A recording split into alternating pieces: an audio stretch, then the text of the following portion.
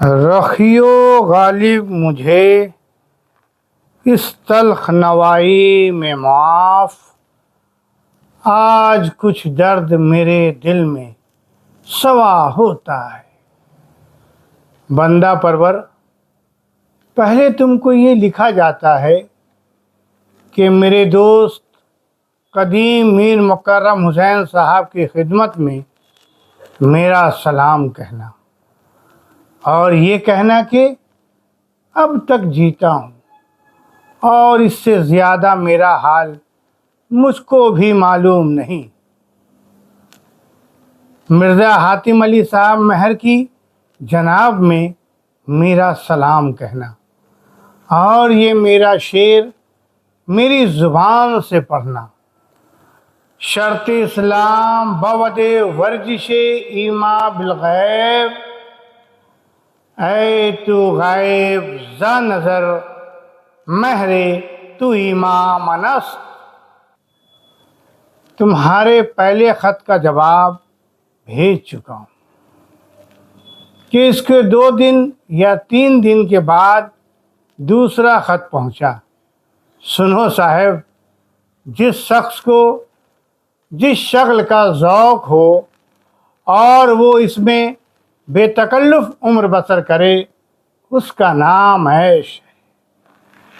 تمہاری توجہ مفرط بطرف شعر و سخن تمہاری شرافت نفس اور حسن طبع کی دلیل ہے۔ اور بھائی، یہ جو تمہاری سخن گستری ہے، اس کی شہرت میں میری بھی تو نام آوری ہے۔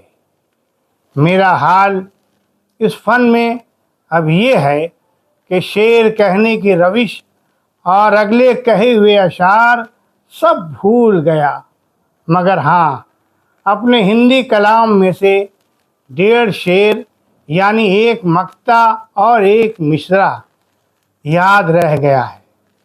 سو گاہ گاہ جب دل کو الٹنے لگتا ہے، تب 10-5 بار یہ مقطع زبان پر آ جاتا ہے۔ زندگی اپنی جب اس شکل سے گزری غالب، ہم بھی کیا یاد کریں گے کہ خدا رکھتے تھے۔ پھر جب سخت گھبراتا ہوں اور تنگ آتا ہوں تو یہ مصرع پڑھ کر چپ ہو جاتا ہوں۔ اے مرگ ناگہاں تجھے کیا انتظار ہے۔ یہ کوئی نہ سمجھے میں اپنی بے رونقی اور تباہی کے غم میں مرتا ہوں۔ جو دکھ مجھ کو ہے اس کا بیان تو معلوم، مگر اس بیان کی طرف اشارہ کرتا ہوں۔ انگریز کی قوم میں سے جو ان روسیا کالوں کے ہاتھ سے قتل ہوئے، اس میں کوئی میرا امیدگار تھا، اور کوئی میرا شفیق، اور کوئی میرا دوست، اور کوئی میرا یار، اور کوئی میرا شاگرد۔ ہندوستانیوں میں کچھ عزیز، کچھ دوست، کچھ شاگرد، کچھ معشوق، سو وہ سب کے سب خاک میں مل گئے۔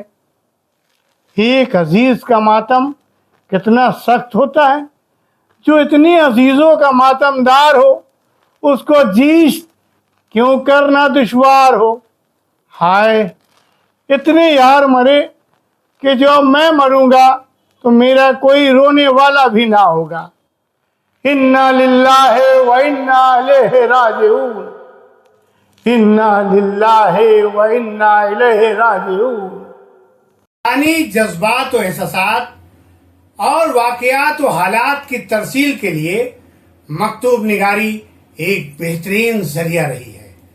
اردو سے پہلے فارسی میں اس کی مضبوط روایت ملتی ہے، نیز خطوط کے عمدہ نمونے موجود ہیں، لیکن ان میں برجستہ اور بے تکلف گفتگو کی کمی کھٹکتی ہے۔ مرزا غالب ہی وہ واحد فنکار ہیں جنہوں نے اس فن میں انقلاب انگیز کارنامہ انجام دیا۔ ان کے خطوط کا جادو 2 صدیاں گزرنے کے بعد بھی پورے آب و تاب کے ساتھ قائم ہے۔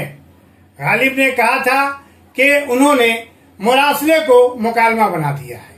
سینکڑوں کوس دور بیٹھے رہو اور ہجر میں وصال کے مزے لیا کرو۔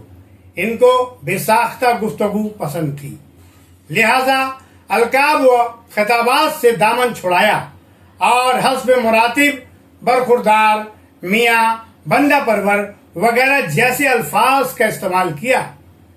غالب کے خطوط اس دور کے سیاسی، سماجی، ملی، معاشی اور ثقافتی حالات کا مرقع ہیں۔ ان کے خطوط نے سر سید احمد خان اور دیگر معروف شخصیتوں کو شگفتہ و سستہ نثر لکھنے کی طرف مائل کیا۔ غالب نے جو خطوط لکھے وہ سیاست، معاشرہ، تاریخ، مذہب، زبان و ادب اور دیگر موضوعات کے تعلق سے ان کی بیش قیمت آرا کو سمجھنے میں معاون ہیں۔ غالب کے 2 مجموعے عود ہندی اور اردو معلی ہیں۔